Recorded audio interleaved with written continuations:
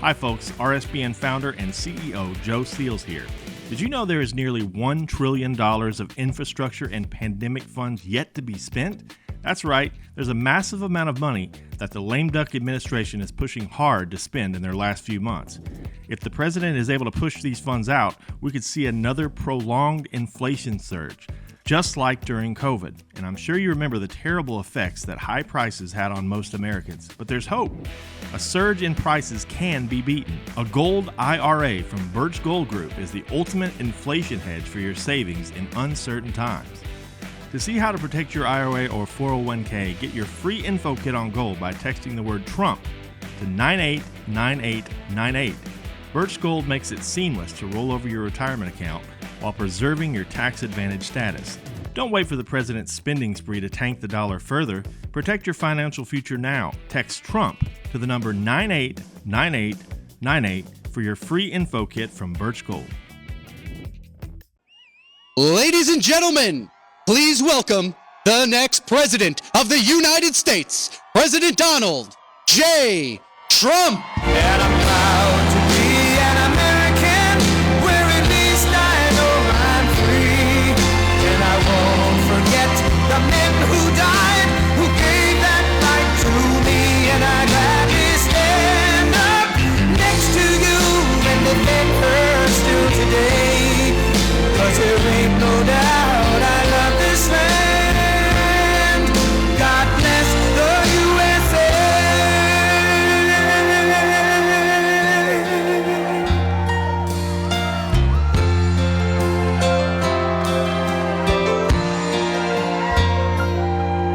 From the lakes of Minnesota to the hills of Tennessee, across the plains of Texas, from sea to shining sea, Detroit down to Houston, and New York to LA, where there's pride in every American heart, and it's time we stand and say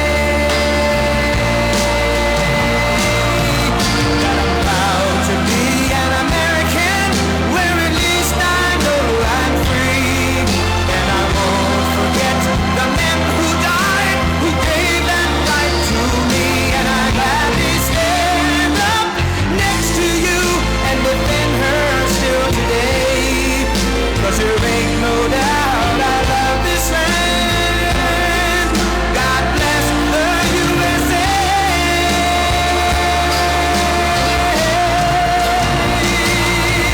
And I'm proud to be an American, where at least I know I'm free. And I won't forget the men who died, who gave that right to me.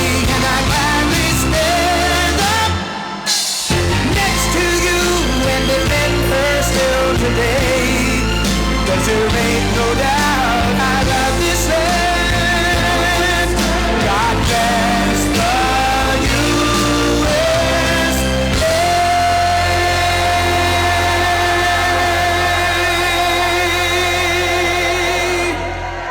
Hello, everybody. Hello, Pennsylvania. We love Pennsylvania. And a very special hello to Latrobe. Oh, I love Latrobe. You know why? The home of Arnold Palmer. This was the home of my friend Arnold Palmer.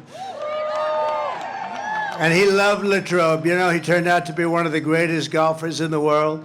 He started off very, very poor. He had no money, just had a lot of talent and a lot of muscle. He was a strong guy. And his father, you know, worked at Latrobe Golf Course.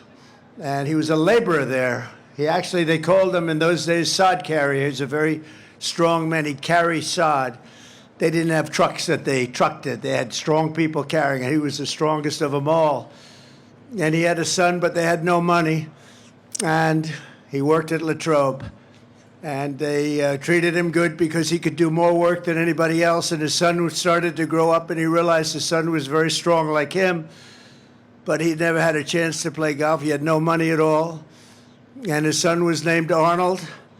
And when Arnold was 4 and 5 years old, they had no money to buy a club. He couldn't buy one club, not one. And they used to go to the back of, this was all told to me by Arnold, so I have it firsthand. They used to go to the bag room where the members were, and they took out members' clubs, and they'd use the members' clubs, 2 or 3 of them at night, late at night, and he'd hit balls with his son. And he'd watch his son every move. And he realized his son had great talent. And then his son got older and stronger, and then he got stronger and stronger, and his father started saying, wow, this is really crazy. What's going on with this kid? And finally, he was able to save up enough money to get him some clubs, but they weren't strong enough. Arnold was breaking them. He'd swing a regular club, and it'd break the hell out of it because he was so powerful. And they went back to the members' bags because they couldn't afford another set, and it used very stiff-shafted clubs, very strong for those of you that aren't golfers. That's for like good golfers with power, very stiff-shafted. And he'd get better and better, and then he went to high school and he won all sorts of championships, one after another. He'd beat the rich kids, he'd kill them. He'd beat them so badly, he loved beating them, even though he was a nice guy, but he was tough. He was a tough cookie, Arnold. I got to know him really well. And he'd beat him over and over again, and then he got a set of clubs and he got even better, and he won every championship, and he got into Wake Forest. You know that, right? Wake Forest. And he was immediately, as a freshman, the captain of the team. And there was a man named Mark McCormick, and Mark McCormick founded IMG. That's a very big, one of the biggest entertainment companies in the world today. And he wanted to be a professional golfer. He didn't go to Wake Forest. He went to another college, another school. And I won't say which because, honestly, I didn't want to look it up. It wasn't worth it. But a good golf college. And he wanted to be a pro. He's a very good golfer, very, very good. And he had the privilege of playing Arnold Palmer in a match between Wake Forest and his college. And the way he tells it, he was playing fantastically well, Mark McCormick, a very famous man, actually, founder of the biggest entertainment company. And he was playing very well, playing Arnold, and Arnold was just Arnold. He was just better than anybody else in college. And somebody shouted over to Mark McCormick, how are you playing? He said, I'm playing great. Can't play better. How are you doing? I'm 6 down. And he realized at the end of that match that he would never be a pro because he could never beat a guy like this. It wasn't close. He said he was longer, straighter, chipped better, putted better, and thought better. Other than that, they were very close. But he gave it up. He said, I'm not going to be a golfer. But he went to Arnold. He said, Arnold, you're going to be turning pro and you're going to make a lot of money. And my second choice was to start representing people that are talented. And I'd like you to be my first client. And they made a deal where Arnold owned a big piece of the company. And Arnold started winning immediately. Made a lot of money for him. And Mark McCormick became the agent. And then because of Arnold's success, IMG, which you know, most of you know, it's very, very big now. Hollywood stars, everything. IMG became well known, and he started signing a lot of other players and a lot of other people. And then he started with Hollywood, and they signed Hollywood stars. And it became the biggest of those companies, like William Morris and all of them. And it was all because of Arnold. Arnold owned a big piece of it. Arnold was a very rich man. And I said to Arnold, I got to know him when he was 69 years old. And I played pretty much with him, a lot of them. And as he got older, you know, when you get older, you start to lose a thing called distance. And I'm a good golfer. Not like that, but I'm a good golfer. And I felt so good because I was hitting it a little bit longer than Arnold. But he was, by this time, about 75, 76.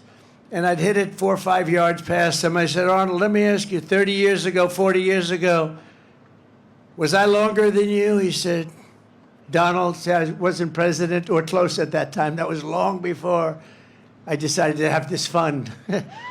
So,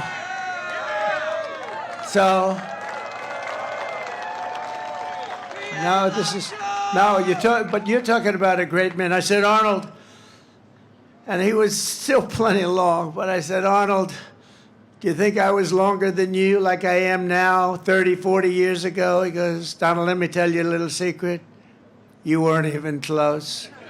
He said, you see that tree out there? And he pointed to a tree that was about 70 yards in front of us. He said, that's where I would drive it. And you're about 70 yards short of that tree, and you would have been even worse than you were. And it's true, you know, he won, I think it was Pine Valley, one of the great courses. He won the U.S. Open. He drove a par four. As only person ever to drive that hole until that time. He drove it in a playoff to win the playoff. He went over the trees, very risky shot. He ended up driving the green, and he won with a birdie on the hole.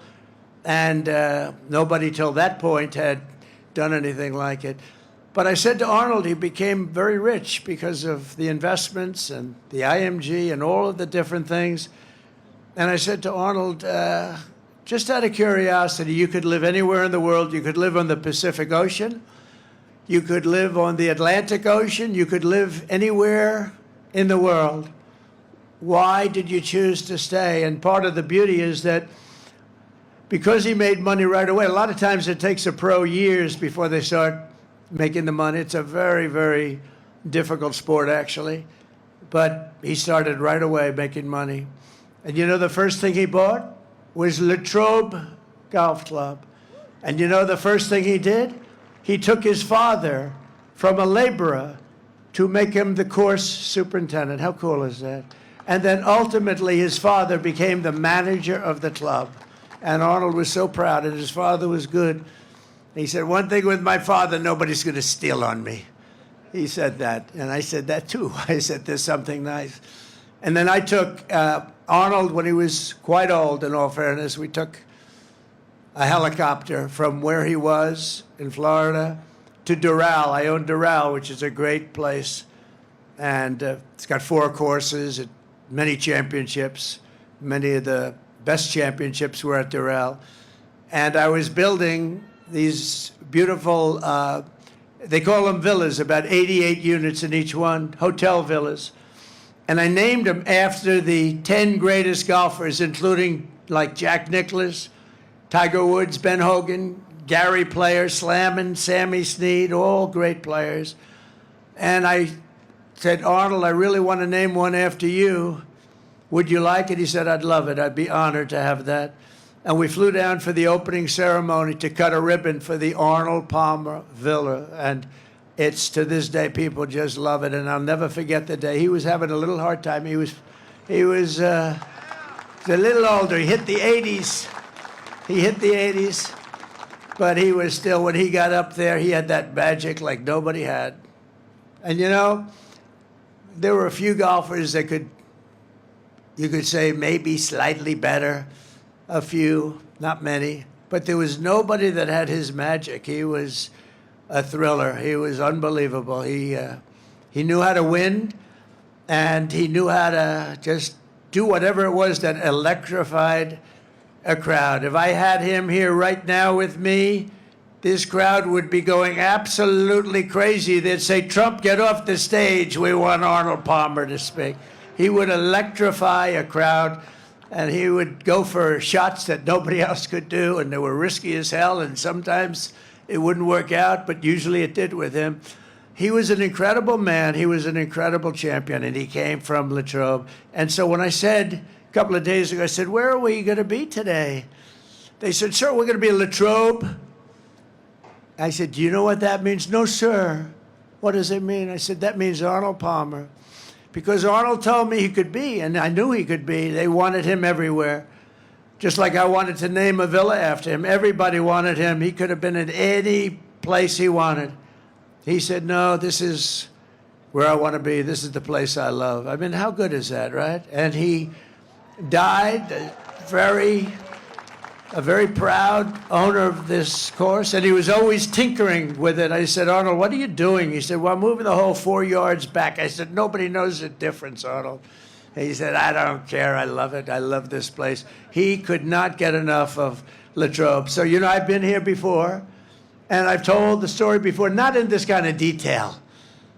Because, you know, you have these teleprompters. If I would read it off a teleprompter, it wouldn't be so good, right? And it would be a lot shorter. It wouldn't be as good. And I didn't want to do that. I said, when I come here, I'm going to tell them the real story of Arnold. But Arnold Palmer was all man. And I say that in all due respect to women, and I love women. But this is a guy that was all man. This man was strong and tough.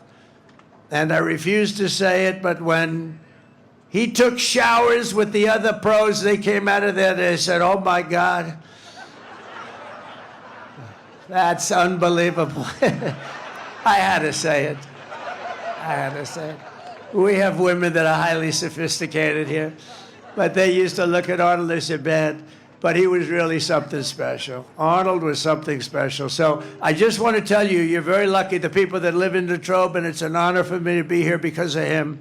And he was actually, he was a great man, and I don't think there would be golf to the extent that you have it today. It probably wouldn't be that way without the great Arnold Palmer. So enjoy it, everybody. Enjoy it. And I had to tell you the shower part of it because it's true. What can I tell? We want to be honest. We want to be upfront. It's true.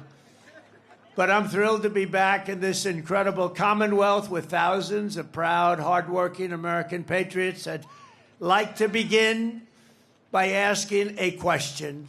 Are you better off now than you were 4 years ago? Now, after living through this nightmare of inflation, invasion, and humiliation, you know what the invasion is, right? Invasion by the southern border. What they've done to our country is unbelievable, allowing more than 21 million people into our country. Many of them are murderers. Many of them are drug dealers, and they're from mental institutions. He says, send them back. You're right. Do you come from Latrobe by any chance? Yeah, he does. But Americans are ready to be free from Kamala Harris. You know that whenever I use the word Harris, everybody says, who's Harris? They have no idea who Harris is. That's true. They have no idea who's Harris. But Kamala, and to reclaim the future that is rightfully yours, you're going to reclaim it. This election is a choice between whether we will have a incredible 4 more years of failure. It's such a horrible 4 years. We had a horrible, think of everything they touch turns to everything. Inflation, Afghanistan. How about Afghanistan? Most embarrassing moment in the history of it. Everything they've touched. Even now he's telling Israel, everything he said to Israel was exactly the opposite. He's the greatest, I will say this about Biden, he's the single greatest expert on foreign policy in history. You know what that means? If you did the exact opposite of what he suggested every single time, you'd go down as the greatest foreign policy president in history. If you did the exact opposite. Everything's a failure. And he's telling Bibi Netanyahu, don't do this, don't do that, don't do this. All our great congressmen are there. And don't do any of these things. And Bibi didn't listen to him. And I tell you what, they're in a much stronger position now than they were 3 months ago. That's for sure. Nobody's ever seen anything like has happened. And Bibi called me today, and he said, it's incredible what's happened. They said, it's pretty incredible. But he wouldn't listen to Biden, because if he did, they wouldn't be in this position. And she's worse than him. She's not as smart as him. And I'm not saying he's the smartest. I'm not saying he's the smartest. But she's not as smart as him.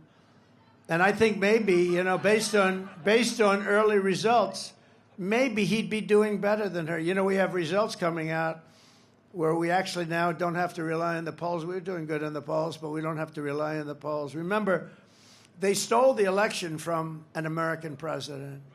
They stole it. I could say coup. I don't even want to call it. They just stole the election. They said, we're taking the election away. He got 14 million votes, and he won. 22 people running, 22 Democrats there running.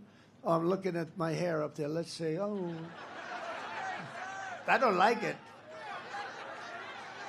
I don't like it. Excuse me, I'm going to recomb my hair. Do you mind?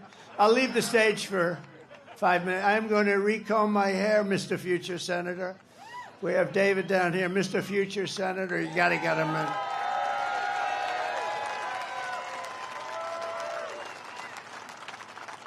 You're doing good, too.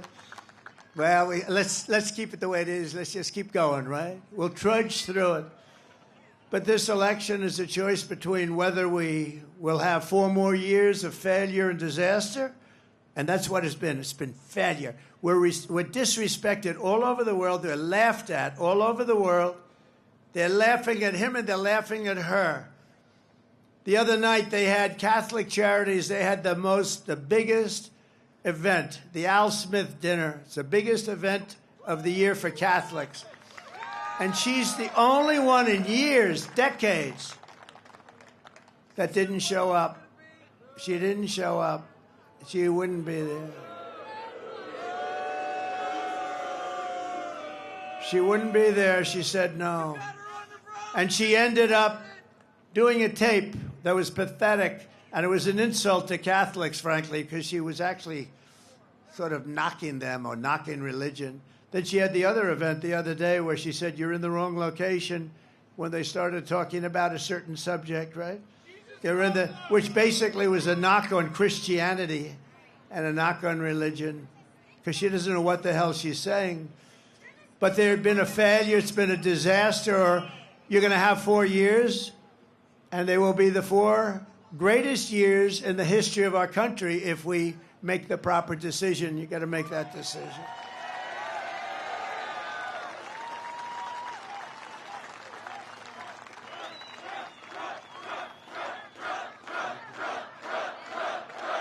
Thank you. Thank you. Thank you very much. But you know, by the way, if you're Catholic, you can't vote after that. And you can't vote for another reason. That administration has been persecuting Catholics. It's been persecuting Catholics. I don't know why. Persecuting a lot of people. Persecuting politicians. I raised my hand, but we're kicking their ass. They are bad. They are bad. They are bad. Guys going to jail. They've never done this. This has never happened. It happens in third world countries and banana republics. They go after, it's called weaponization. They weaponize their justice departments. I call it the Department of Injustice. Ours is the Department of Injustice. But we're doing well. We won the big case in Florida. You saw that? That was the big one. That was the big one.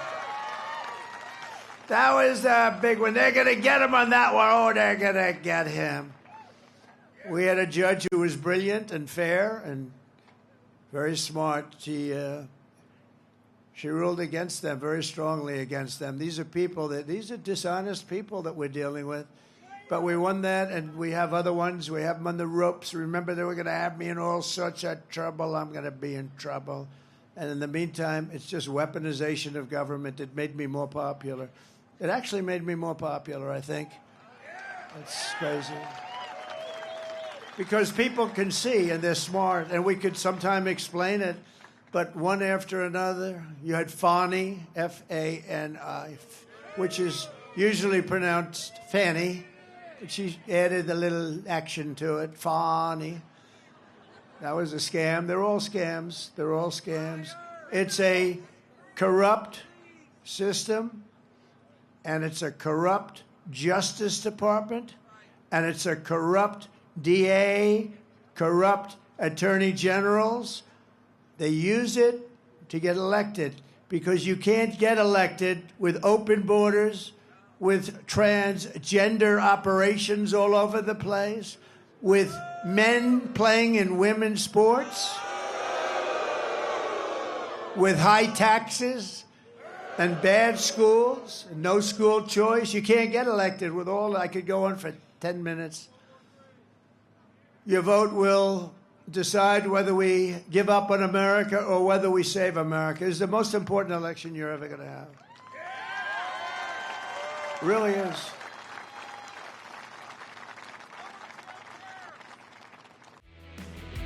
Hi folks, RSBN founder and CEO Joe Steels here. Did you know there is nearly $1 trillion of infrastructure and pandemic funds yet to be spent? That's right, there's a massive amount of money that the lame duck administration is pushing hard to spend in their last few months. If the president is able to push these funds out, we could see another prolonged inflation surge, just like during COVID. And I'm sure you remember the terrible effects that high prices had on most Americans. But there's hope. A surge in prices can be beaten. A gold IRA from Birch Gold Group is the ultimate inflation hedge for your savings in uncertain times.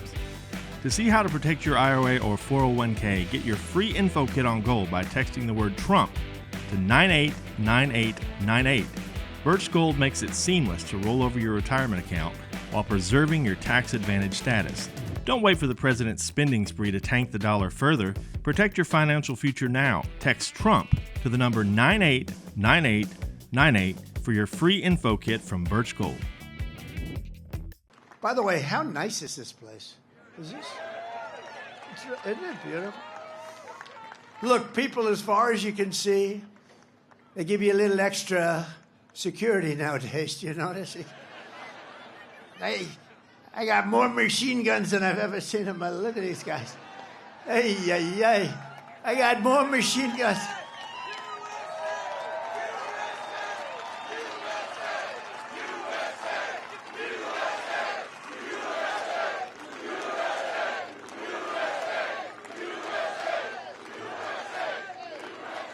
I never saw guns like that.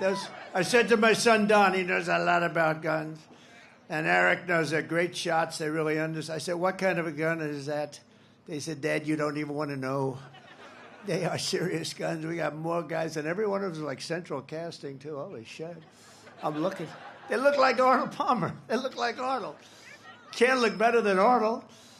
But with your support, we'll bring back our nation's strength, dominance, prosperity, and pride. We're going to do it. This will be America's new golden age. 100 years from now, the presidential election of 2024 will be looked upon as America's greatest victory. I hope that's true. Because we've been through so much together, and the finish line is finally in sight. After 4 horrendous years, Kamala Harris can't say one thing that she'd do differently, right? You heard that. If you vote for me, I will end inflation. I will bring jobs back to our country. We'll flood our shores with companies and jobs. We'll seal our borders immediately. And we'll let people in. You know, we had the safest border in the history of our country. Hold it. Put up my favorite sign of all time. Put up my favorite graph. I have to use it. My favorite graph. So the red arrow in the bottom, that's the lowest number of illegal immigrants to come into this country. And by the way, we want people to come into the country, but they have to come in legally, just so we understand, right? She's going, yeah. We want them. We need them. We're going to need them because we're going to have so many companies come in just through adjustments in tariffs and taxes. They're going to come pouring into our country. And they're going to stay here because we're going to protect them with tariffs. The word tariff is the most beautiful word in the dictionary. More beautiful than love. More beautiful than respect. No, less beautiful than religion, though, right? I don't want to get into that argument. But the word tariff is the most beautiful word in the dictionary. Remember that. It's going to make our country rich. And our politicians were too stupid for so many years, or something else was going on. He goes crooked. That could be, because it's so simple to understand. But look at that. So that was the day I left office, that lower red arrow.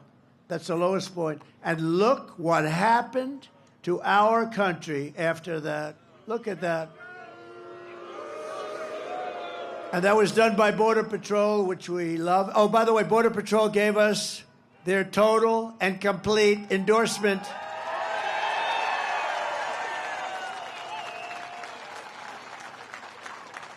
And it's hard. You know, they're not actually supposed to do it.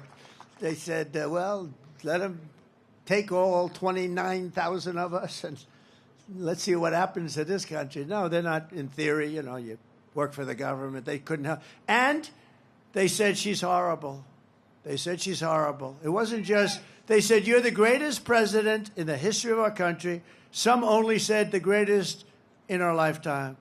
They had a unanimous endorsement from everybody. And they said at the same time, she's the worst we've ever had by far. And now she's running. And I tell you, I think that the border, I was just saying to Byron Donald's in the plane, right, Byron? I was just saying up, Byron. What a great guy.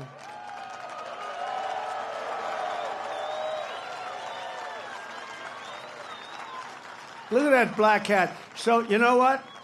You know who the founder of that hat is? Elon Musk. He wore it. He's like the founder. And I said, you know, we sell that. I think we sell about 2 a year. Now it's the hottest hat we have. And, you know, Elon came up. Elon Musk gave us his total endorsement. How good is that, right? I mean, he's the one he landed that rocket. That rocket came in. I said, that sucker's not going to make it. I was actually on the phone talking to somebody. It was crazy. And I'm talking to this person. And I'm saying, wait a minute, something's happening. I got to just hold it. I put the phone, and it was a very important person.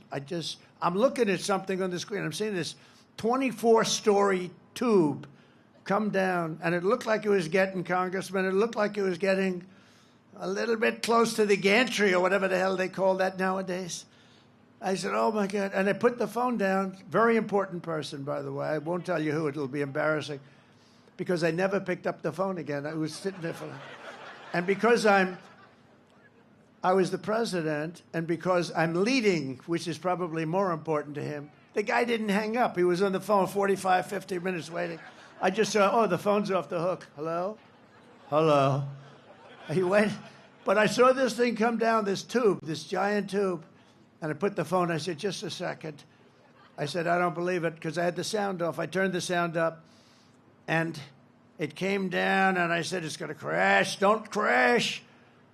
Now, I thought it was, actually, at first, I thought it was like a movie or something. I never saw this before, and I've seen it a lot. And it came down, and it was going into and then all of a sudden, you see the fire pouring out of the left side. I pushed it over. It landed perfectly. And then it was grabbed by two giant claws, and they grabbed it like Willie Mays would catch a fly ball in center field, right? That's the way it was. He was pretty good, Willie. And it came down, and I called Elon. I said, Elon, is that you? He said, that was me. I said, can anyone else do that? No. Can the United States do it? No. Can Russia do it? China do it? No. Nobody can do that. He said, they're 10 years behind. This guy is great. And he said, if Donald Trump doesn't win, it could be the end of democracy in our country. It could be the end of our country. And you know where he is today? He's in another part of the Commonwealth. Never, ever make the mistake of calling it a state, by the way. It could be career-ending. I had a friend that did that, a politician. He used to be a politician, but it shouldn't be that big a deal because a lot of people make that mistake. That's one I could understand somebody making, but we call it the Commonwealth. But Elon endorsed me. He's in another part of the Commonwealth, and he's campaigning now. And he's got a gold. He's got a gold cap. But he called it, I said, he was wearing the black hat in Butler, Pennsylvania. We had 101,000 people, Butler, honoring Corey, the firefighter. Butler, Pennsylvania, we had 101,000 people. It was unbelievable. What a night that was. And we were honoring Corey. And two gentlemen who were very badly hurt. We thought they weren't going to make it. The doctors up there, they have good doctors. These are good doctors. I don't know if they call them country doctors, but whoever they are, they were good because these were two men that were not two great supporters who were not supposed to make it, and they made it, and they made it. They'll be okay. But Corey didn't make it, and we honored Corey. It was the most beautiful evening, right? We had a moment of silence, and then we had the bells of Notre Dame, right? Notre Dame playing. And then we had an opera singer who sounded just like Pavarotti. I mean, the guy was unbelievable, and he sang Ave Maria. And the whole place was crying. It was crazy. I'm looking at the audience. Some of my friends were there, almost as tough as the football players that we have. We have some of the great football players. Almost as tough. I don't know if you guys are, but they were tough cookies. And I see them crying. They're trying to be cool. You know, no, I wasn't crying. But the whole place was crying. It was amazing. It was 101,000 people. So we will regain our sovereignty, we will restore our safety, and we will unlock the magnificent destiny that is just within our reach. And I am asking you to be excited about the future of our country. Again, you're going to be excited. This is going to be the most exciting period ever. Every problem facing us can be solved, but now the fate of our nation is in your hands. It really is. I mean, if you put these lunatics in charge any longer, we can't take it any longer. They're laughed at by foreign leaders. They can't even believe it. They can't even believe it. Biden can't find his way off a platform. She's worse. I wonder if she's going to have any trouble. No, she should be probably okay in that regard. But she's worse up here. Pennsylvania, you have to stand up and you have to tell Kamala Harris, who shouldn't be there, she's a threat to democracy. The way they took over, they call me a threat to democracy, right? She's a threat to democracy because she shouldn't even be the candidate. They should have picked a candidate fairly, not just given her because they want to be politically correct. I mean, whether you like him or not, you know, we had the debate, and his numbers went down. He didn't have a good night, but that can happen. But, you know, that happens, and the numbers go down, and they went down, and they went into him. They said, we're not going to let you run. We're going to take it away. That's crazy. Nancy went in. Chuck Schumer went in. Some of the people went in. They took it away from him. They just took it away from him. It's bad. And that is a threat to democracy, if you think about it, right? That's a real threat to democracy. But you have to tell Kamala Harris, and by the way, I think he would have, let's see what happens, and I may be wrong, but let's see what happens. I think he might have done better than she's going to do, because all we had to do is expose her as a lunatic left, further left than Pocahontas. Do you know who Pocahontas? Elizabeth Warren. She's further left than Pocahontas.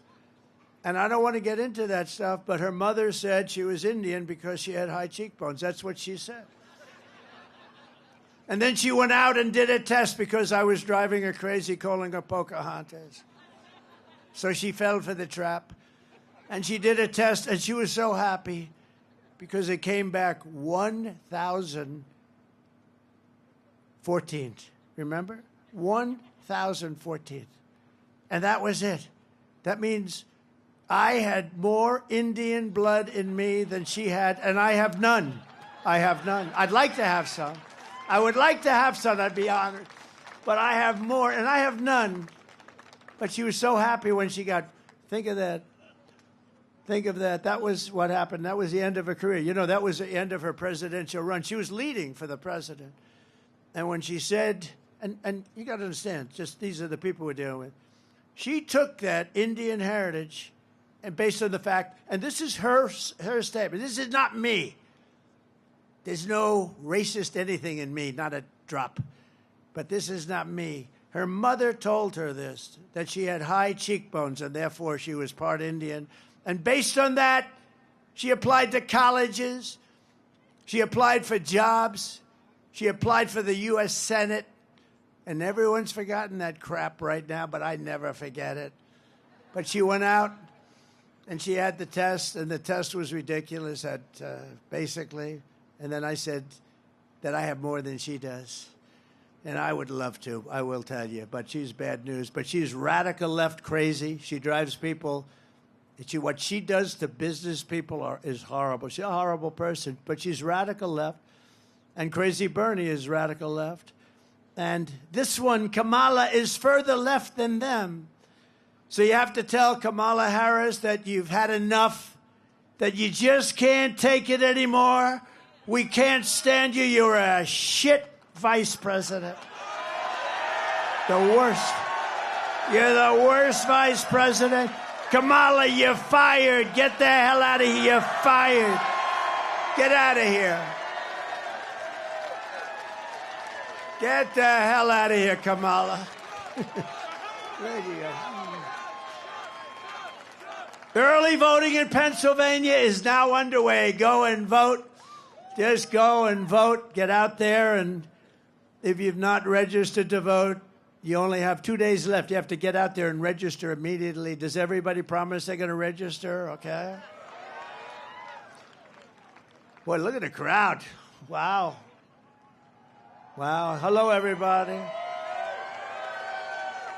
How did the flyover look? Good? Cool. You know, it feels like you're very close to the ground. I said, are we okay here? You know, when you're, it looks like okay from here, but let me tell you, when you're in that plane, that sucker feels low. I'm saying, I hope everything's working nicely on that plane. With your help, 17 days from now, we are going to win Pennsylvania. We're going to defeat Kamala Harris, and we are going to make America great again, right?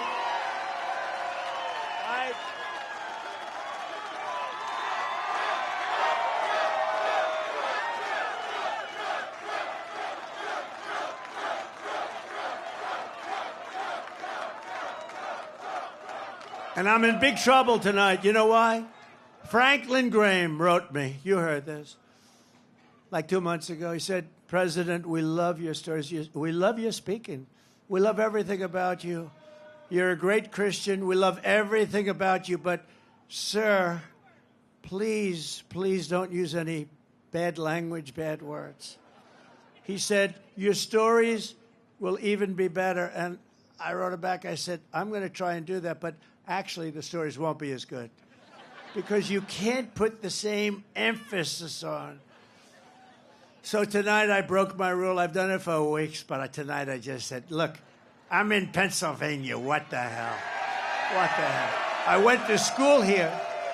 I went to the great Wharton School of Finance here. What a great school that was, too. What a great school. So if we win Pennsylvania, we win the whole damn thing, right? And starting on day one of my new administration, I will end Kamala Harris's war on Pennsylvania energy because you know she's going to ban fracking, right? 100%. You know, she was against fracking, against all this stuff, and then all of a sudden about a year and a half ago when she was getting killed in the polls, she said, I like fracking very much. Look, they always go back to what they want. They always go back. She can't help it. She's a radical left Marxist. She can't help it. But we're going to end that, and we will frack, frack, frack, and drill, baby, drill. We're going to drill, baby, drill. We're going to be drilling so deep. We're going to be, for these guys, we're going to drill. We're going to take out so much money. We're going to pay down our debt. We're going to lower your taxes. You know, I gave you the largest tax cut in the history of our country. And the biggest regulation cuts in the history of our country. And we had the best economy in the history of our country. And we had the best border in the history of our country. Other than that, what the hell? I did other things, too. I rebuilt the military. And unfortunately, they gave a lot of it away to the Taliban. These geniuses, these stupid people like Milley, General Milley. Remember his performance in Congress? General Milley and Mattis, all these guys, what a bunch of lightweights. But we have great generals, but they're the ones you don't see on television. They're the ones that actually have to fight. Like, we defeated 100% of the ISIS caliphate with great generals and we have a great military, but not the ones you see on television. Not the movie actors that you see. Kamala has said repeatedly she wants to ban fracking, which would kill over 500,000 jobs in Pennsylvania alone. Watch this. There's no question I'm in favor of banning fracking. I am committed to passing a Green New Deal and finally putting an end to fracking once and for all. If they fail to act as President of the United States, I am prepared to get rid of the filibuster to pass a Green New Deal. I am offering a Green New Deal that has been described as one of the most aggressive and progressive. Well, he's going to bring the Green New Deal up for a vote. Yeah, I will vote for it. It is a resolution. I believe that the underlying principles behind it are sound and important. What is the solution for voters who have jobs and interests in the fossil fuel industry? Giving the workers an ability to transition into the jobs of the future. Can we afford it? Of course we can afford it. It's not about a cost.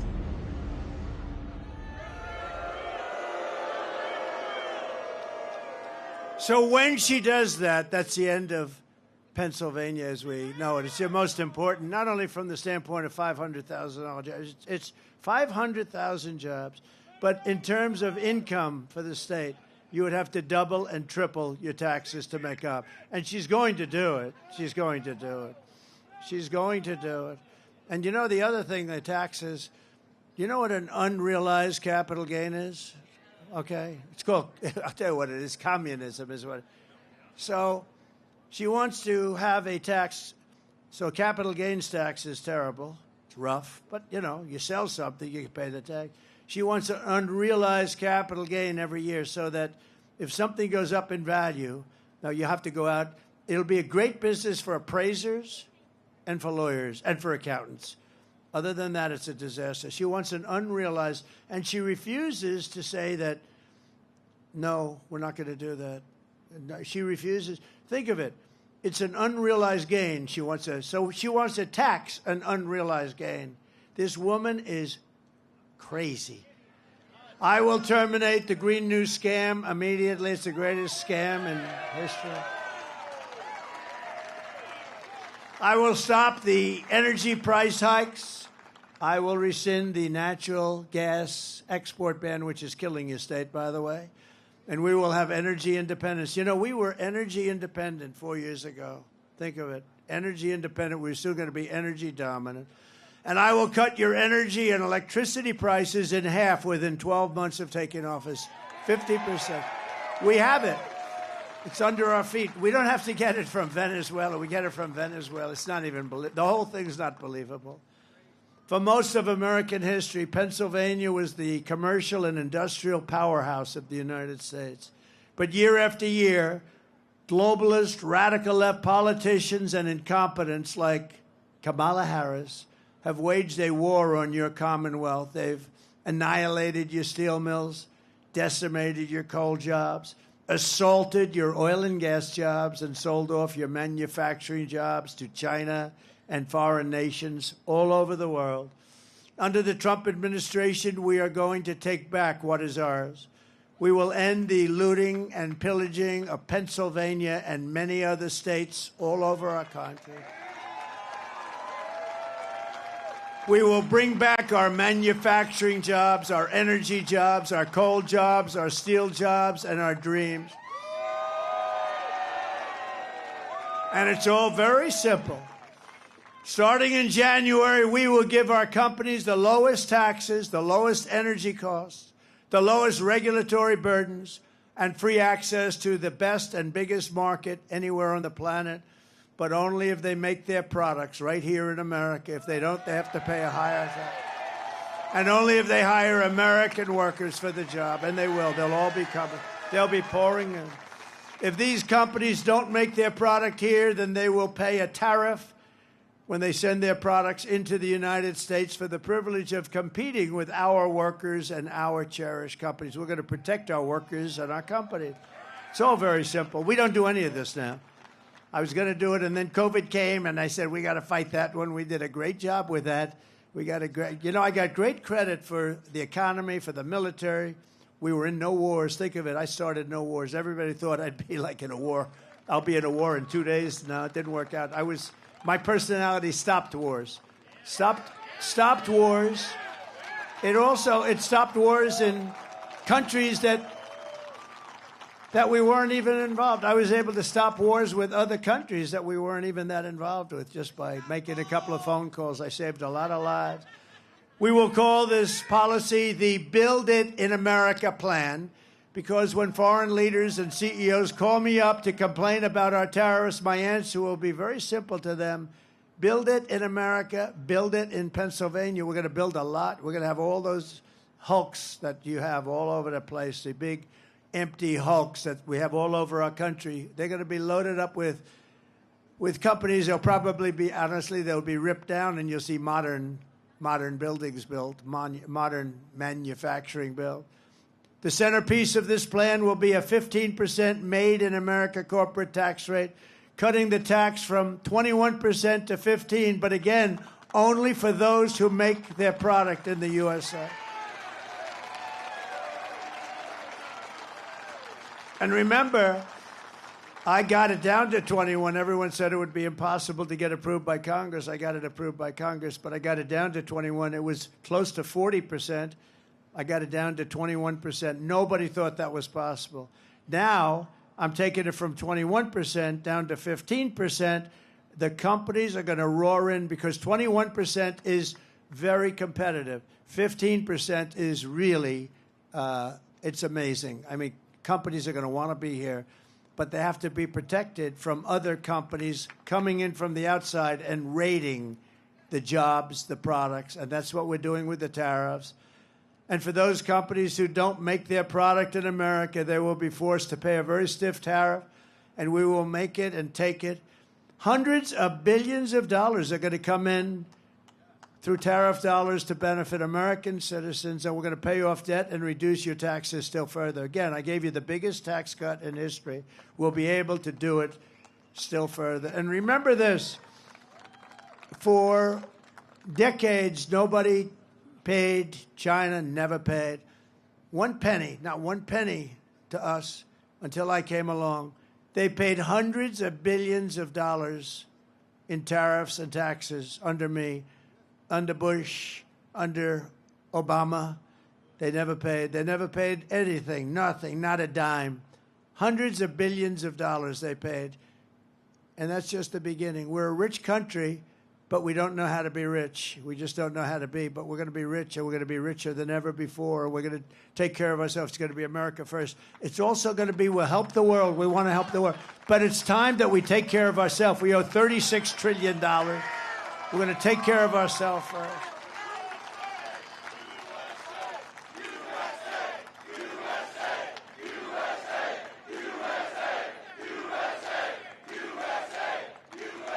And I will never apologize for defending America. I will protect our workers. I will protect our jobs. I will protect our borders. I will protect our families. And I will protect the birthright of our children to live in the richest and most powerful nation on the face of the earth. And I will also protect our steel industry. If you guys remember, we were going to lose our steel. We had the worst policy on steel. China was coming in and others dumping steel onto our shores. And we would have had no steel industry left. And I put a big tariff on all steel coming in. It was not good steel either. It was what we call dirty steel. It's bad steel, bad structurally, very dangerous actually. But they were dumping steel into our country, destroying our steel mills. And I put a big tariff and it all stopped when I did that. It all stopped. And we took in hundreds of billions of dollars, and it all stopped.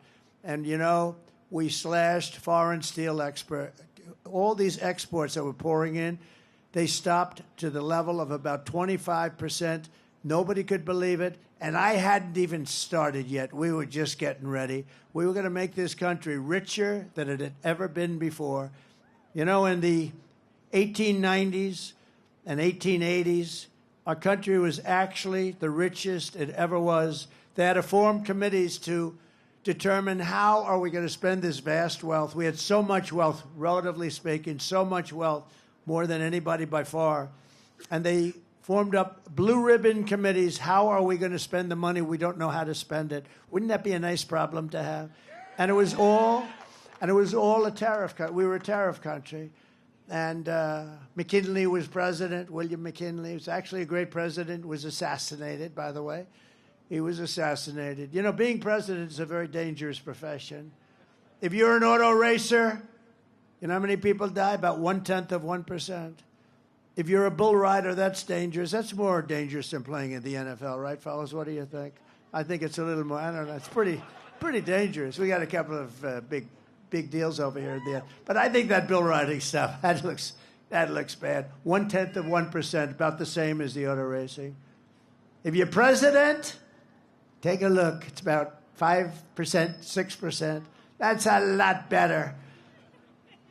But it's only good if you want to do one thing. You want to make your country strong and wonderful and great, and that's what I'm doing. But it is a dangerous profession, and we can't let it be a dangerous profession. We have to have better everything. We have to have better respect from countries that look at us, because we have to let them know. I'm still waiting for Biden to say, if you do anything to this guy that I hate Trump, but if you do anything to him, we're going to blow your country to pieces, and then you wouldn't need all this glass up here.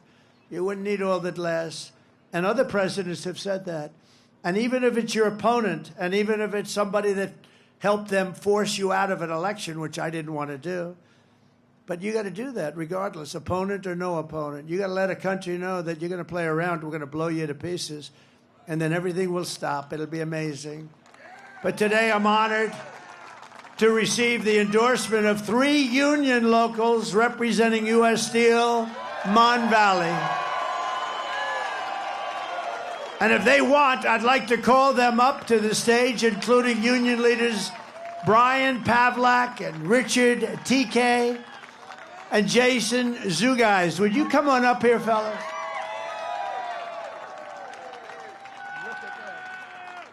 These are good-looking people. Good-looking guy, yeah. Executive order. Oh, yeah. No You more. guys can say something. Thank you very much. Thank you very much. That's great. You agree with what I said? Yeah. It's pretty simple. Yeah. It's pretty simple. Good-looking guys, huh? It's an honor. You like the Arnold Farmer story, I bet. I love it. Isn't it true? Yeah. Thank you. Pleasure to meet you. Glenn Thomas. I work down in Braddock.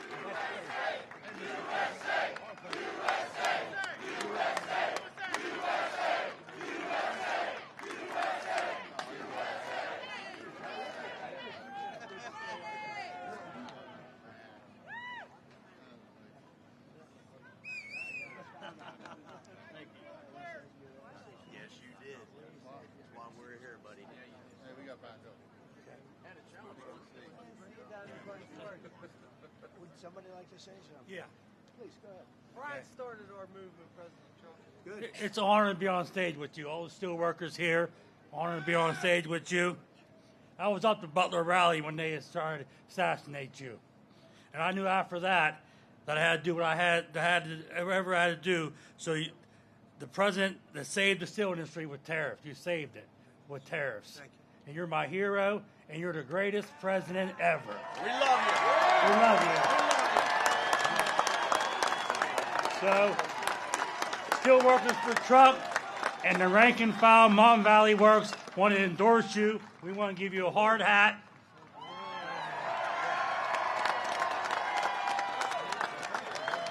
And also another hat, too. Well, thank you, President Trump. Thank you. Yes. Thank you, everybody. It's such an honor. It's my honor. Thank you very much. Don't make a lot of We want that no tax on overtime. Yeah, yeah. We want that no Yeah. No tax on overtime. That's a good one. Yeah. You know the steel workers work a lot of overtime. You never even heard about that, right? No, tax on no. No child support on overtime. That's another one. You take care of good. I want you to put the hard hat on. No child support on overtime. Could we get a picture with you? Yeah, let's go. Come on. Let's do it real fast, fellas. They want you to put the hard hat on. Put the hard hat on. Over in front of it.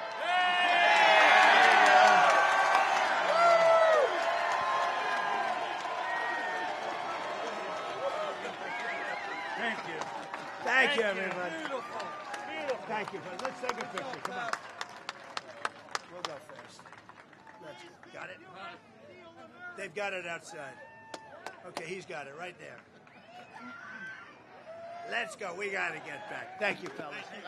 Thank you. Good job. Good Hey, job. I'll see you backstage. Good.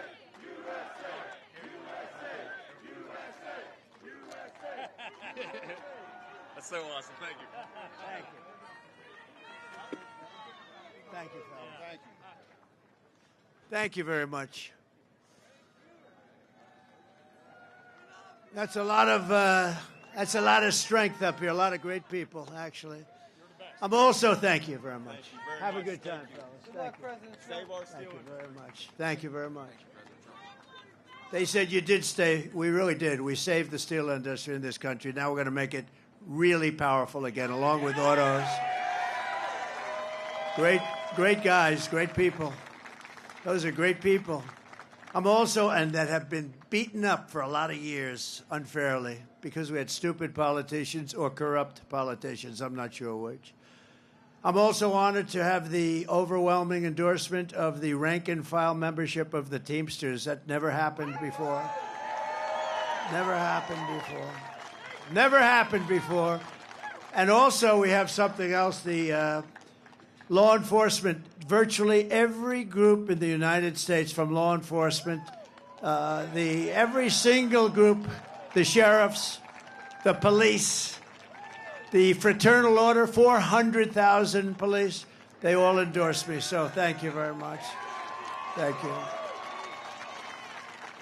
I don't think she has one. She's a disaster. She wants to defund. She was involved in defund the police. I think when you defund the police, that's the end of that.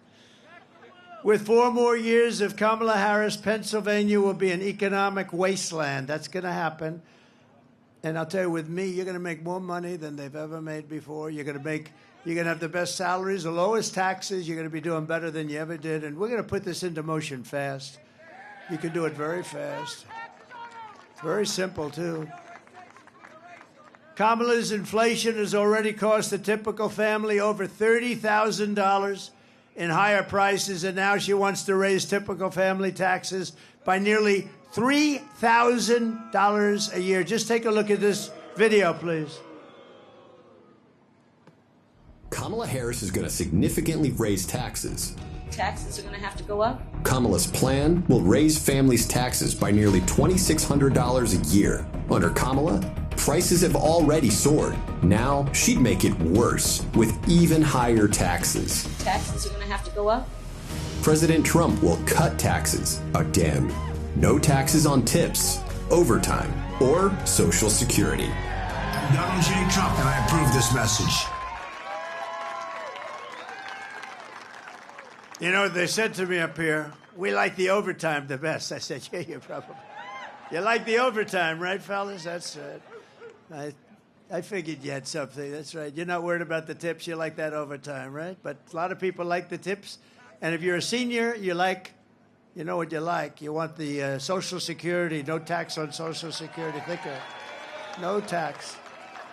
No tax on Social Security benefits for our seniors. And they deserve it because, you know what? Inflation with their fixed income, mostly fixed income, inflation has absolutely destroyed our seniors and other people that are on fixed income. So I will also make interest on car loans fully tax deductible. That's a big deal. You know, they said one of the top guys on Wall Street called up and he said, you know, we have an incredible situation here. Where did you come up with that? It's like the paperclip. I said it the other day. Like 125 years ago, some guy took some steel and he bent it around a little bit. He came up with a paperclip, and other people looked at it. He made a lot of money, very rich man. And they said, why the hell didn't we think of it? You know, the one having to do with the deductibility of car loans. So simple. And the top guys on Wall Street, real geniuses, they called up, they said, how did you think of that? It's so simple. But, you know, to have the American dream, you want to have a car. And this will make, and I think this is going to be fantastic for Detroit and South Carolina and Tennessee and all of the areas that produce cars. One thing I have to say also, we have in Mexico, and I've been talking about it for the last year and a half, China is getting ready to build massive car plants, massive, which would wipe out Michigan, would hurt you, but would wipe out Michigan. Detroit would be gone. And they're the biggest plants in the world. I have a friend that does that. He builds plants. He doesn't do anything else. All he wants to do is build plants. And I called him up a year ago, a little more than that. I said, I want to see a plant. I want to go see a plant. You think Biden calls people up and says, I'd like to see a plant? I don't think so. He wants to just go. He wants to go to sleep. And she wants to do other things. We don't know what they are. We'll find out, unfortunately. No, but I said, I want to see a plant. He said, well, I can't really take you to the U.S. because we're not building the good ones. But the big ones are being built in Mexico. I said, what do you mean Mexico? They're being built by China.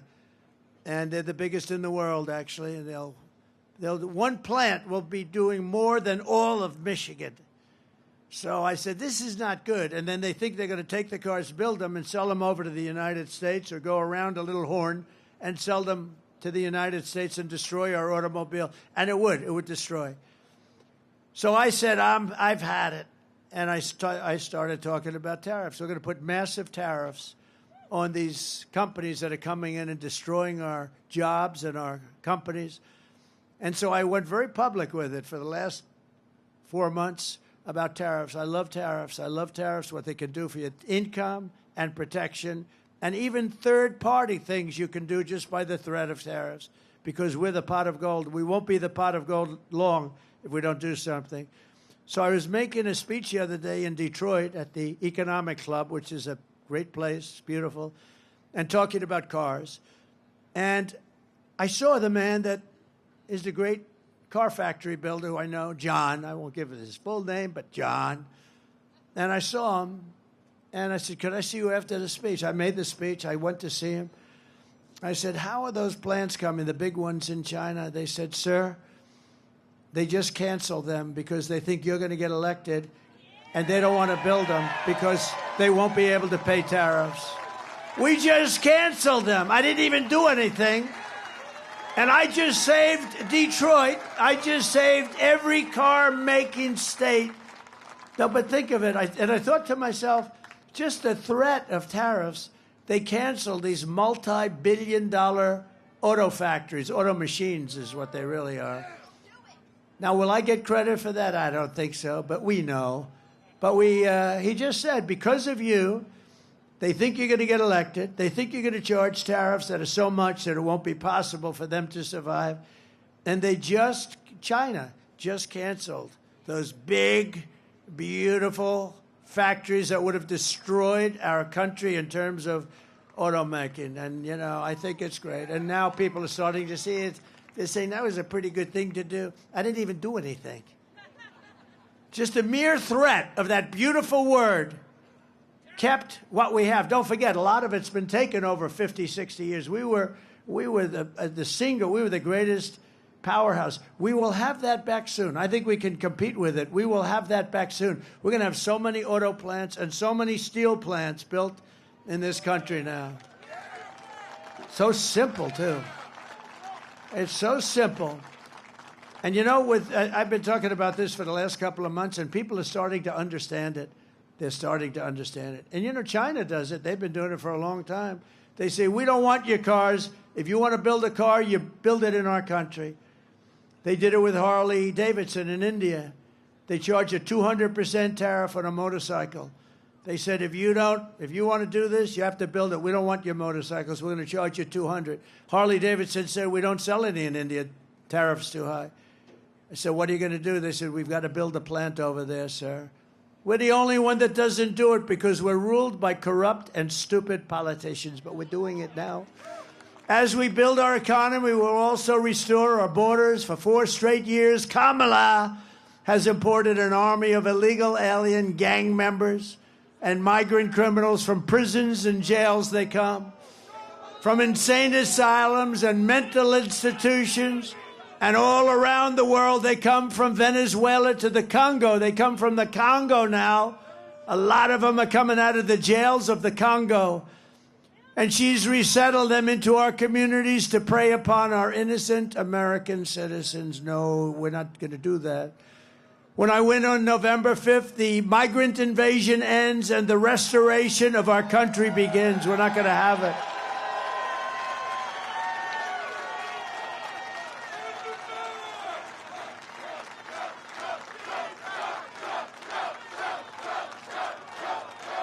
Thank you. And every day, Kamala is using migrant flights and her phone app. Do you believe they have a phone app? For the criminal cartels to call up, hello, this is Jose Rodriguez. I'd like to know, where do I dispose of my illegal migrants? And they tell you where to drop them. Can you believe it? The only thing worse are the flights. They have planes flying over our border, big, beautiful Boeing 727s, 737s, and just like that beautiful plane over there, isn't it a pretty plane? 757s, 767s. They have planes flying back and forth, loaded up with migrants, only going one way, by the way, to flood Pennsylvania, Ohio, Michigan, and Wisconsin. That's what they're doing in the entire Midwest with thousands and thousands of illegal migrants, and many of these are very dangerous people. They'll look at you, they'll cut you up, and they won't even think about it. As just one example, the 4,000-person town of Charleroi, Pennsylvania, has seen, listen to this, a 2,000% increase in the population of illegal migrants. Think of that, 2,000% increase in the population of illegal migrants under Harris. She doesn't want to be called border czar. But you know what? I don't care. She was in charge of the border. This mentally deficient president put her in charge of the border. And she never went there, not once. And she never, when the Border Patrol last week endorsed me so strongly, I asked them, how often did you speak to her? You were dealing with her. They said, sir, we never spoke to her once. I said, who did she speak to? There were like 40 guys on the stage, all the leaders of the Border Patrol. She said, not one of them did she speak to, not one. Pennsylvania is not going to take it anymore. One of the deadliest and most vicious migrant gangs that Kamala has imported into our country is the savage Venezuelan prison gang, Tren de Aragua. Has anyone heard of it? You've heard of MS-13? These are right in the same category. You don't get any meaner or tougher. But they're taking over apartment complexes like I do. I'm in the real estate business also, isn't it? They do it differently. They do it with guns. I do it with financing. And unleashing a violent terrorist spree all across America. This is happening all over. Let's watch. Open borders, deadly consequences. Border crisis. Record high crossings are putting a strain on cities across America. It is a full-blown invasion. Armed Venezuelan gang members storming an apartment complex in Aurora, Colorado. When people talk about migrant crime, this is what they're talking about. Biden and Harris had created a program to bring them in under humanitarian parole. I am in favor of saying that we're not going to treat people who are undocumented across the border as criminals. More than 13,000 illegal immigrants convicted of murder have been released into the United States. My 20-year-old daughter, Kayla Hamilton, was murdered in her own room. Kayla's murderer was apprehended by Border Patrol crossing illegally into the U.S. Kayla's murderer had been improperly released into the United States. Abolish ICE.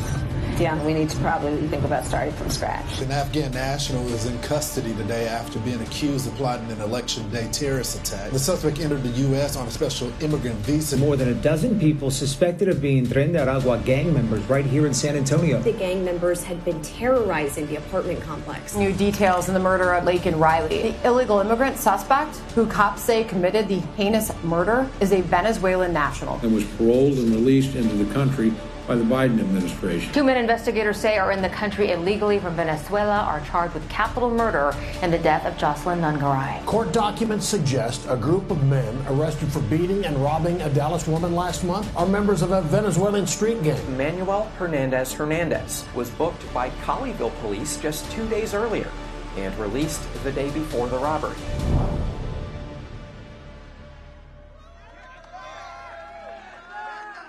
And it's that way all over America. And I say it's a much bigger, the polls are saying that the biggest problem is inflation and the economy. I say that's a bigger problem. I'd move inflation and the economy to number 2. That is a bigger problem because that's destroying the fabric of our country. The United States is now an occupied country. But November 5th, 2024 will be Liberation Day in America. It's going to be Liberation Day. Under Kamala Harris, 13,099 illegal alien convicted murderers are on the loose right now in the United States of America. Can you believe it? Just this week, 2 illegal alien members of the same savage Venezuelan gang were arrested in New York for robbing, shooting, and murdering a 59-year-old man in a Connecticut hotel. One of these illegal alien monsters was a gotaway. Do you know what that is? These are the illegal gotaways. And the other was caught but then released into our country by Kamala Harris and her horrible, horrible, free, open borders. Immediately upon taking the oath of office, I will launch the largest deportation program in American history. We have no choice. I don't want to do it. The record right now is Dwight Eisenhower, a moderate president that couldn't stand, he just couldn't stand what was happening with the border. Many years ago, Dwight Eisenhower, General Eisenhower, he's a good president, but he was a moderate person, but he has every record. He just couldn't stand watching the borders be crossed by people that weren't citizens of our country. I will rescue every town across America that has been invaded and conquered, and we will put these vicious and bloodthirsty criminals in a jail or kick them out of our country immediately. They will get sent back to where they came from. We have no choice. And to expedite removals of Tren de Aragua and other savage gangs, I will invoke the Alien Enemies Act of 1798. Can you believe that? We couldn't have an act like that now because now everything's woke, you know? We have woke generals like Milley and Mattis. We have woke people. They don't do things like this. So we had to go back to 1798 when we had real people running our country. The Alien Enemies Act of 70 gives a tremendous power to the president to do what's right, to target and dismantle every migrant criminal network operating on American soil. And if they come back into our country, it's an automatic 10 years in jail with no possibility of parole. So when they come back, if they come back, when they hear that, they won't come back. And if that's not good enough, we'll make it 20. And I'm also calling for the death penalty for any migrant that kills an American citizen or a law enforcement officer.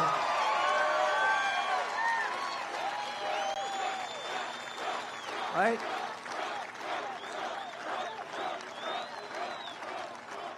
Kamala's invasion is also bankrupting Medicare and Social Security. She wants to give millions of illegals the benefits you worked for your entire lives. And by the way, by talking about education, Social Security, all of the different benefits, that's why people are pouring up into our country.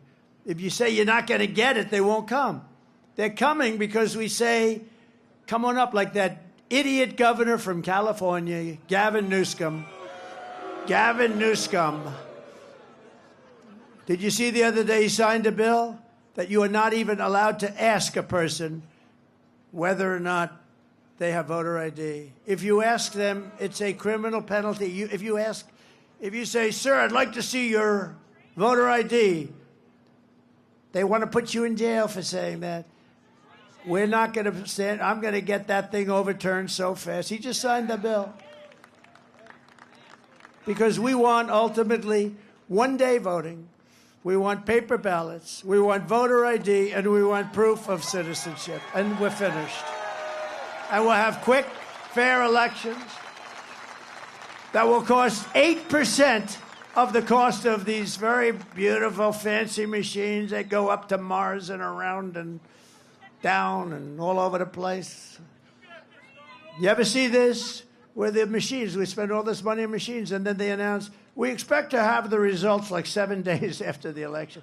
If you had paper ballots, you get them at 10 o'clock. France went to paper because what we did didn't work. The mail-in ballots didn't work. France had them, and you know what? Didn't work. There was a lot of theft, a lot of things going on.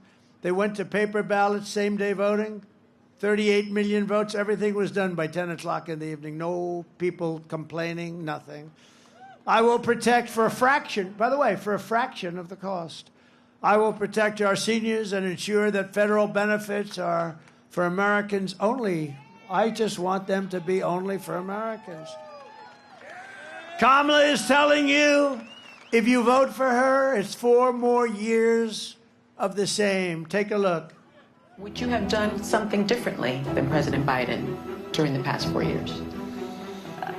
There is not a thing that comes to mind. I stood there on the tarmac watching you check your watch. The chaotic and deadly U.S. evacuation from Afghanistan stunned Americans and the world and cost the lives of 13 U.S. soldiers. Would you have done something differently? There is not a thing that comes to mind. More than 13,000 illegal immigrants convicted of murder have been caught at the border and then released into the United States. An Afghan national is in custody today after being accused of plotting an election day terrorist attack. The suspect entered the U.S. on a special immigrant visa. Gut-wrenching new details in the murder of Georgia nursing student Laken Riley. The illegal immigrant suspect, who cops say committed the heinous murder, is a Venezuelan national who crossed the unsecured southern border back in 2022. 2 men investigators say are in the country illegally from Venezuela are charged with capital murder in the death of Jocelyn Nungaray. A fifth illegal immigrant accused of attacking 2 New York City police officers over the weekend showed no remorse or regret. Would you have done something differently? There is not a thing that comes to mind. Only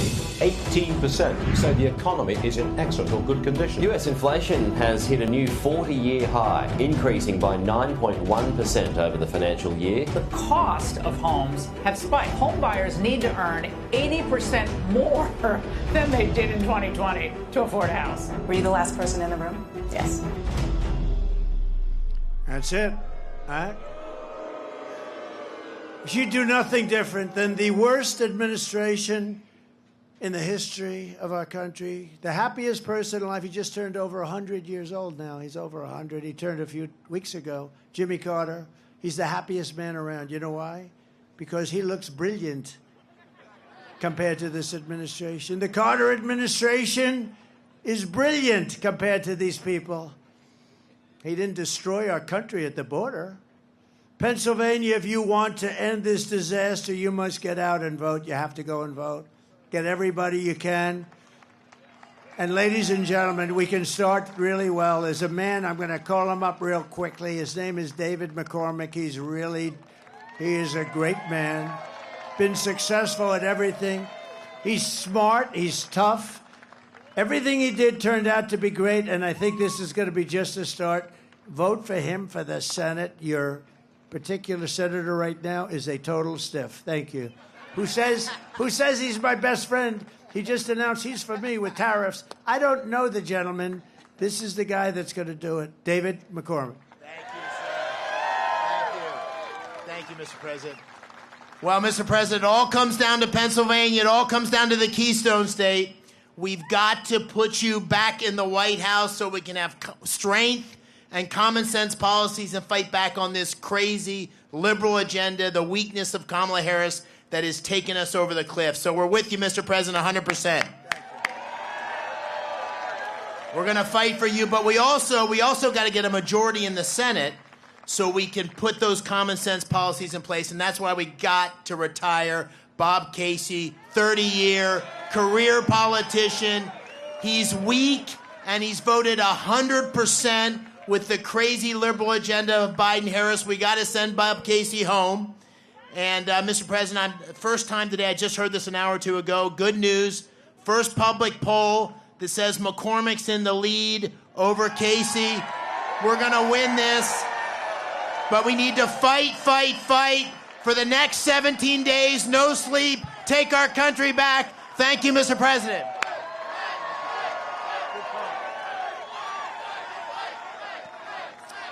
Thank you very much, David. David's a good man, and he's going to really represent you, and he's going to work with us on getting your taxes down, etc. We're also joined by Representatives John Joyce, great guy. Where's John? Hello, John. Dan Muser, who's fantastic, my friend, all my friends. And Byron Donalds of Florida.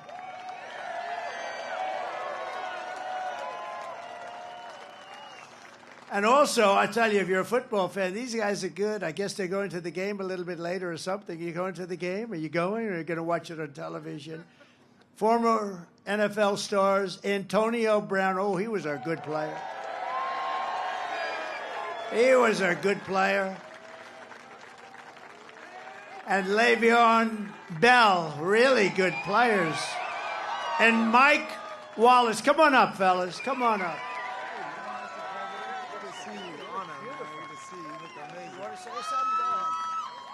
Let's vote for Trump, baby. Make some noise for the president. I love you, man. I love you. Everything good? Everything's good. How you been? These guys could play. I love you. You want to say anything? Go ahead. Let's go, Trump. You already know. Vote Trump. Let's go. Here we go, Steelers. Here we go, Steelers. Go have a good time. Thank you. I'll see you tomorrow at the game. Good. Thank you so much. I'll be going to you at the game. Thank you. Appreciate you. Thank you. They look good.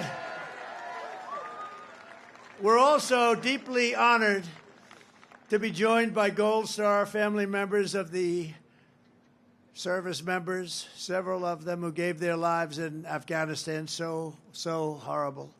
So horrible that this had to happen. They're friends of mine. Many of the families are friends of mine. I've gotten to know them over this, and it's just horrible. Should have never happened, would have never happened.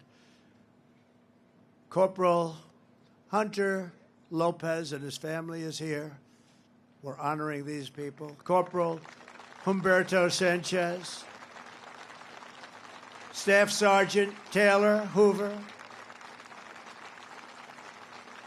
Sergeant Nicole G. And Corporal Kareem Nikui.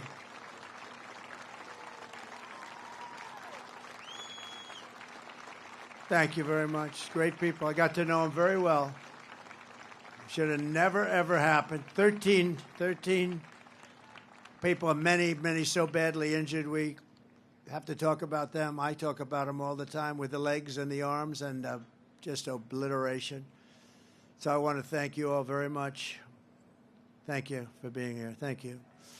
I also want to thank Elon Musk because when I called him on North Carolina and Georgia, as you know, they had almost no, especially in North Carolina, they had no communication. The lines were all down a few weeks ago with the hurricane, Helene. And I called Elon. They said, "Do you know Elon Musk?" I said, "I happen to know him. What do you want?" "We need Starlink." I said, "What is Starlink? Tell me, please. Give me a lesson. Tell me." And they told me it's basically great communication and up to a satellite and back. And they said, "We just have to have it. We can't get it because it's very hard to get." And I called Elon, and he had it there in literally in moments. It was amazing how fast he got it there for them. So I want to thank Elon for doing that. That was great. People of North Carolina. So we're working very hard for Pennsylvania, but in breaking news, it was just announced that the highly respected Florida judge who is overseeing our case against the Pulitzer Prize Board for awarding their once highly respected prizes to the failing New York Times and the Washington Post. These are really fake news papers. Call them fake news papers. But they're fake news, Russia stories. They got the Pulitzer Prize for Russia. It turned out to be a fake story. So I figured, what the hell, on your behalf, I'd sue their ass off. And he's ordered Discovery to move full speed ahead. He wants it to go. That means that we will be able to learn the full scale of their lies, deceit, and wrongdoing, and we'll hold these radical lunatics accountable for the lying that they've done to the American people. What they've done is incredible. Think of it. They got the Pulitzer Prize for their great reporting on Russia, and then it turned out to be a hoax, and now everybody knows it. So I want them to return those Pulitzer Prizes, and I think lots of damages should be awarded to a lot of different people. So here are the facts. Kamala Harris is a radical left Marxist rated even worse than Bernie. She destroyed our economy. She was an original creator of defund the police. And anybody who wants to defund it cannot be president of the United States. We cherish our police. And we're going to give them back their respect and their dignity and let them do the job. And crime will fall. Kamala Harris vowed to abolish ICE. These are tough people. I know a lot of tough people right in this first few rows. They're not tough like these guys. As California Attorney General, she redefined child sex trafficking, assault with a deadly weapon, and rape of an unconscious person as totally nonviolent crimes. She pledged to confiscate your guns and endorsed a total ban on handgun ownership. She even called for free sex changes for illegal aliens and detention at taxpayers' expense. She lied about working at McDonald's, a simple thing. You know, I think very soon, maybe tomorrow or something, I'm going to McDonald's to work the French fry. I think so. I think I'm doing it tomorrow. And I think it's in a place in Pennsylvania, and I'm going to stand over that French fry. You know, she lied about her. You know, it's a very basic thing to say. They'll say, oh, look at all that press. That's a lot of press. But they're going to say, oh, it's so basic. It is basic. But the basic is easier to understand. She said, as part of her resume, for years, I worked at McDonald's, you know. It's probably tough. But she never worked there. It turned out to be a hoax. So on top of all of this, Kamala turned on our military and wants to make them woke. Take a look at our real military. Just take a look at it.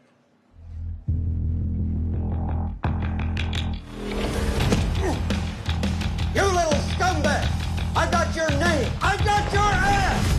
You will not laugh! You will not cry! You will learn by the numbers! Happy Pride.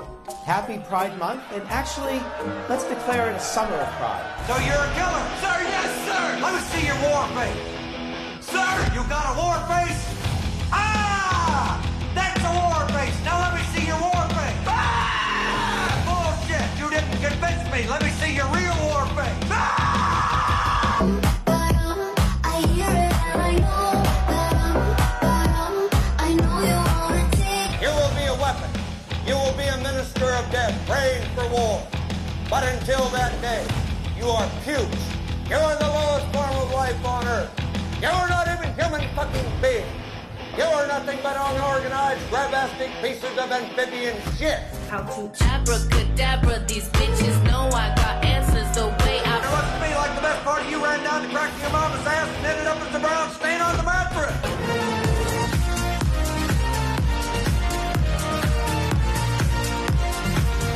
I love working for Uncle Sam.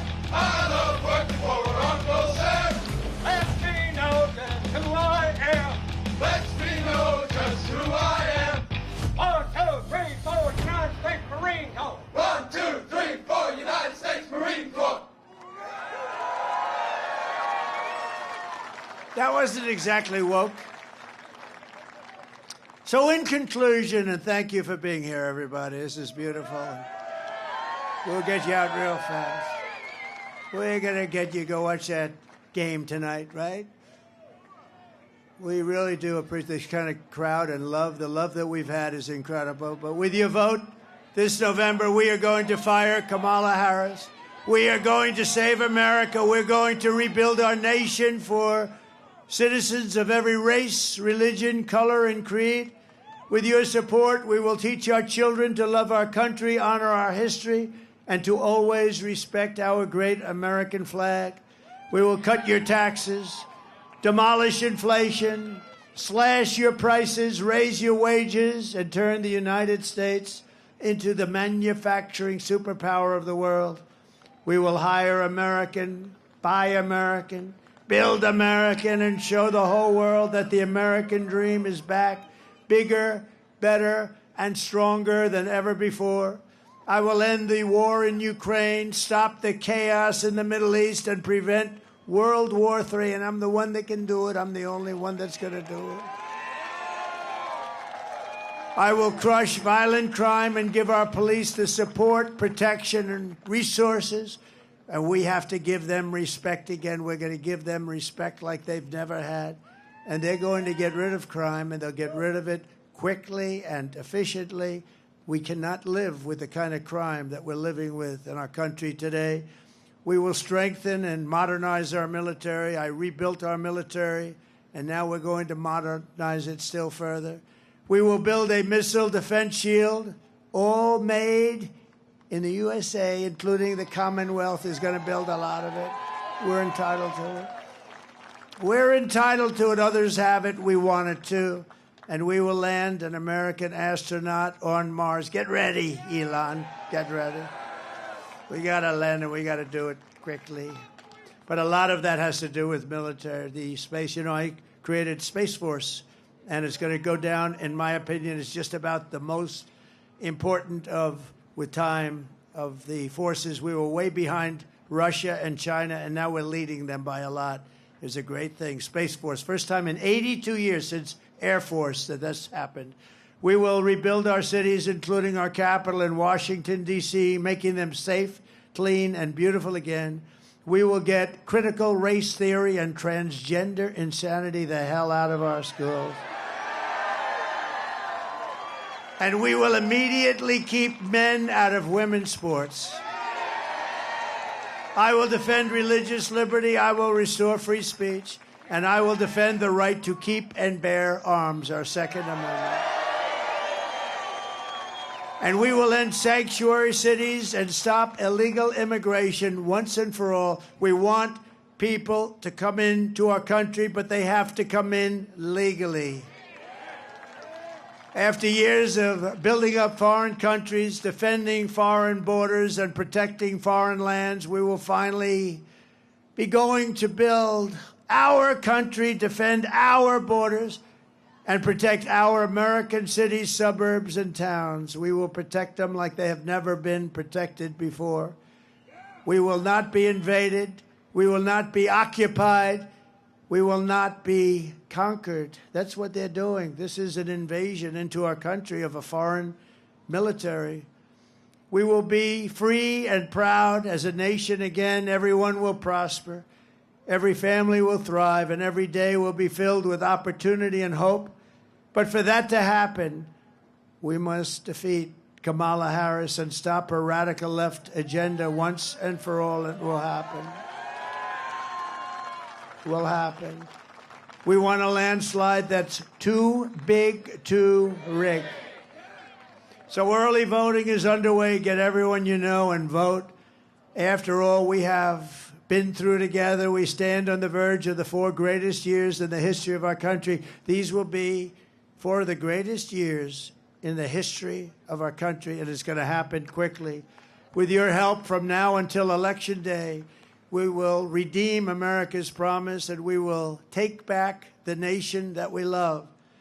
We are one people, one family, and one glorious nation under God. We will never give in. We will never back down, ever, ever, ever. And we will never, ever surrender. Together we will fight, fight, fight. We will vote, vote, vote. And we will win, win, win like we have never won before. November 5th will be the most important day in the history of our country.